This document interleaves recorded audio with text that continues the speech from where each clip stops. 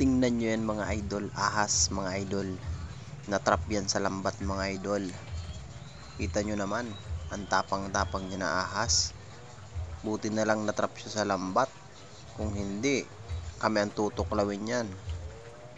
Tingnan nyo naman, ang haba niyan mga idol. Malaki-laki na rin yan. Tingnan nyo yan mga idol, hinahawakan ko pa yan.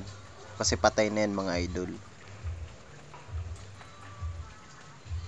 Buti na lang natrap siya. Nasa kubo namin yan mga idol.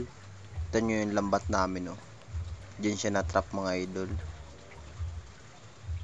Rimuranon ang tawag niyan dito sa amin sa Bicol.